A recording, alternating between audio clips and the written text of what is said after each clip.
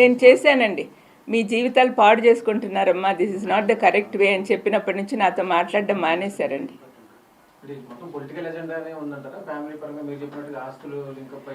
కాదండి, మీలాంటి వాళ్ళు ఎవరైనా బయట అడిగితే మీలాంటి వాళ్ళని ఎవరైనా అడిగాను అనుకోండి, ఏం చెప్తారు? వాళ్ళ మాటల్లో పర్సనల్ అజెండా, పర్సనల్ గ్రడ్జ్ కనపడతా ఉంది, కక్ష సాధింపు. ఇది మాలో ఎప్పుడు కనిపించలేదండి. మా ఫ్యామిలీలో ఎవరికి కూడా ఇట్లాంటి కక్ష సాధింపులు లేవు. మరి ఎందుకు ఆ పాపకు వచ్చిందో నాకు తెలియదండి.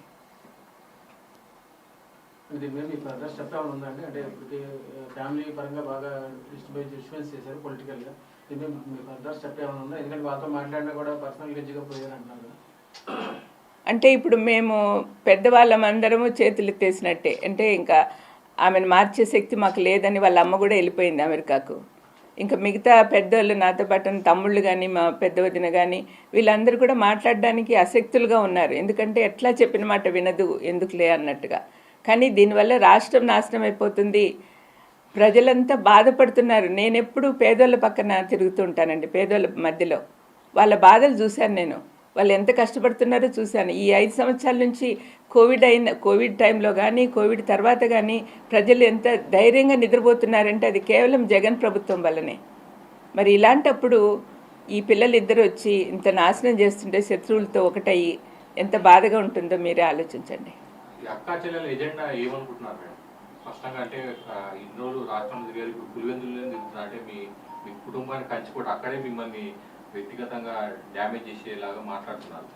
దాన్ని అజెండా ఏముందండి? వాళ్ళు శత్రువుల చేతుల్లో కీలుబొమ్మలు అయిపోయారు, అంతకంటే వేరే అజెండా లేదు. వాళ్ళకి డబ్బులు బాగా ఇస్తా ఉన్నారు అన్నారో అనుకుంటున్నారో, లేకపోతే పదవులు ఇస్తామంటున్నారో, లేకపోతే ఇంకా ఏం చేస్తున్నారో నాకైతే తెలియదు. కానీ వరల్డ్లీ బెనిఫిట్సే వాళ్ళు కోరుకుంటున్నారు. జగన్ సీఎం అయినప్పటి నుంచి బంధువుల రికమెండేషన్లు పెద్దగా పట్టించుకోడే. ముందు నుంచి చెప్పినాడు మాకు, మీరు బంధువులు ఇంటర్ఫియర్ కావద్దండి, నాకు మొహమాట పెట్టద్దండి, నాకు మా ఆఫీసర్లు, మా మినిస్టర్లు, మా ఎమ్మెల్యేలు వాళ్ళు ఎట్లా చెప్తే అట్లా పోదాము అన్నట్టుగా చెప్పాడు. అందుకని వాళ్ళకి పనులు కావట్లేదని కోపం పెట్టుకున్నారు. అందరికీ పదవులు కావాలండి, అందరికీ పదవులు కావాలా? పదవులు లేకుండా మనం దేవుని సేవ కానీ, ప్రజల సేవ కానీ చేయలేమా? వాళ్ళు ఆలోచించుకోవాలి.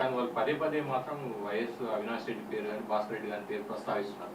ఈ కేసు అంతా విచారణ జరుగుతుందని వాళ్ళు కుటుంబ సభ్యులు వాళ్ళు అంటున్నప్పుడు అదే ప్రాబ్లం వచ్చిందండి. ఎందుకంటే వాళ్ళు పర్సనల్గా ఏంటంటే ఆ ఏరియాలో అవినాష్ బాగా పైకి వస్తున్నాడని వాళ్ళు తట్టుకోలేకున్నారు. యాక్చువల్గా వివేకమన్న లాస్ట్ రోజు అర్ధరాత్రి వరకు కూడా అవినాష్ గెలవాలి, అవినాష్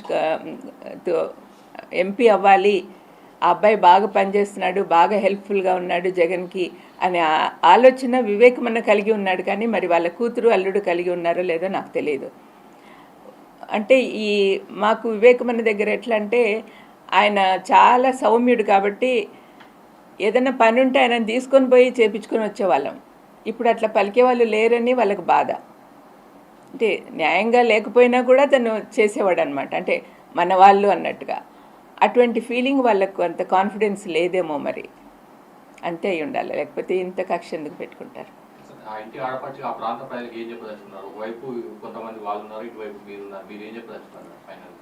నా పర్సనల్ వ్యూ ఏంటంటే అండి, ప్రస్తుత ప్రభుత్వం కొనసాగాలి. వైఎస్ఆర్ కొడుకు ఒక పక్క, కూతురు ఒక పక్క ఉన్నారు. కూతురుకు వేసే ప్రతి ఓటు శత్రువులకు పోతుంది. వాళ్ళు ఎట్లాగో ఎవరు సీఎం అవ్వరు. మరి సీఎం కావాల్సిన జగన్కి మీరు సపోర్ట్ చేస్తే తప్పనిసరిగా మన ప్రాంతమే కాకుండా రాష్ట్రం అంతా అభివృద్ధి పొందుతుంది. కాబట్టి మీరు జాగ్రత్తగా ఆలోచించండి, ఏది మంచో ఏది చెడో మీకే తెలుస్తుంది. పులివెందుల ప్రజలు, కడప ప్రజలందరూ కూడా మనసు పెట్టి ఆలోచించండి. వీళ్ళు ఏదో సెంటిమెంట్ కోసం పోయి కొంగులు చాపి ఓట్లు అడిగినంత మాత్రాన మీరు కరిగిపోతారా? ఆ సెంటిమెంట్ మిమ్మల్ని రాష్ట్రం ఏలేదానికి సహాయం చేస్తుందా? దయచేసి మీరు ఆలోచించండి. అందరూ అవినాష్కు, జగన్కు ఓటేయమని మీకు అందరికి కూడా విన్నపం చేసుకుంటున్నానండి. ఎలా చూస్తారండి? ఒక పెద్ద కుటుంబం, రాజకీయ నేపథ్యం కలిగినటువంటి ఆ కుటుంబంలో ఇటువంటి పరిస్థితి రావడం, ఆడబిడ్డలు బయటకు వచ్చి మీ కుటుంబం మొత్తాన్ని రోడ్డుకి ఏడ్చడం, లేని వివాదాల్లోనికి తెరపైకి తీసుకురావడం, ఆ ఇంటి ఆడపిల్లలు మీరు ఎలా చూస్తారండి? అసలు మేము ఎట్లా పెరిగినామో అట్లాంటి పరిస్థితి నుంచి ఆ పిల్లలు ఇద్దరు ఇట్లా బయటకు వచ్చారంటే సహించలేకపోతున్నామండి. అసలు ఇట్లాంటి పరిస్థితి వస్తుందని మేము ఇమాజిన్ కూడా చేసుకోలే. మేమందరం కూడా మంచి మంచి మాకు చిన్నప్పటి నుంచి మంచి నేర్పించారు. మాకు క్రైస్తవ విలువలు కానీ, మనుషుల గురించి విలువలు కానీ మా తల్లిదండ్రులు అందరూ కూడా బాగా నేర్పించారు. మరి ఎందుకు వీళ్ళు తయారయ్యారో దేవుడికే తెలియాలండి. అంటే ప్రపంచం అంతా మారిపోతూ ఉంది. మా బైబిల్లో రాసిన ప్రకారం అయితే చివరి రోజులు వచ్చేసరికి ప్రేమలు తగ్గిపోతాయి, కుటుంబాల్లో కూడా ప్రేమలు తగ్గిపోతున్నాయి. అది జరుగుతూ ఉంది. అంటే ఎండ్ టైం వస్తూ ఉంది అని నేను నమ్ముతాను.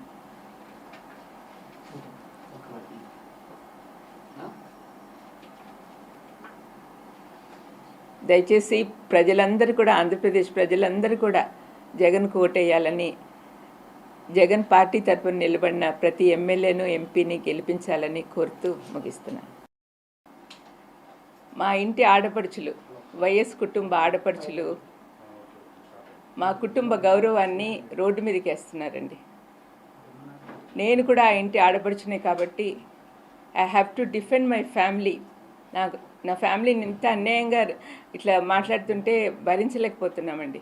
అందుకనే కొన్ని విషయాలు మీ ద్వారా వాళ్ళకి చెప్దామని ఆలోచనతో నేను మీ ముందుకు వచ్చాను. ఇక్కడ నిన్న రాత్రి నేను ఒక వీడియో చూస్తూ ఉన్నాను, వీడియో క్లిప్పింగ్ ఫ్రమ్ పులివెందుల. అక్కడ మా షర్మిలమ్మ కొంగు పట్టుకొని ఓట్స్ అడుగుతుందండి. ఈ పాలిటిక్స్లో సెంటిమెంటు ఈ కొంగులు పట్టుకొని అడగడం వల్ల గెలవగలిగితే మరి లీడర్షిప్ క్వాలిటీ ఎక్కడుందండి? అక్కడ మాటకు ముందు వైఎస్ రాజశేఖర రెడ్డి కుమార్తెనో అంటుంది. రాజశేఖర రెడ్డి అన్న ఉంటే కన్నా ఇలాగ చేసేవాడా? ఒక లీడర్కి ఉండాల్సిన లక్షణాలు ఏమున్నాయండి? అనవసరంగా అవినాష్ని దినమంతా హత్య చేసినాడు అని చూసినారా వాళ్ళు హత్య చేసినట్లు? ఎవరు వాళ్ళకి ప్రూఫ్ చూపించారండి? ఎవరైతే హత్య చేశాడో వాడేమో బయట తిరుగుతున్నాడు. వాడు చెప్పిన మాటలు నమ్మి వీళ్ళు డిసైడ్ చేసేస్తారా? వాళ్ళేనా డిసైడ్ చేసేవాళ్ళు? మరి జడ్జిలు, కోర్టులు ఎందుకండి? ఆ చిన్న పిల్లోడు వీళ్ళకంటే 10 ఏళ్ళు చిన్నోడు. అటువంటి వాడిని జీవితం అంతా నాశనం చేస్తున్నారు ఈ ఆడపిల్లలు ఇద్దరు. కొంచెమన్నా ఎంపతి ఉండాలండి. వాళ్ళలాంటి పిల్లోడే కదా, మా ఇంట్లో పిల్లోడే అబ్బాయి కూడా.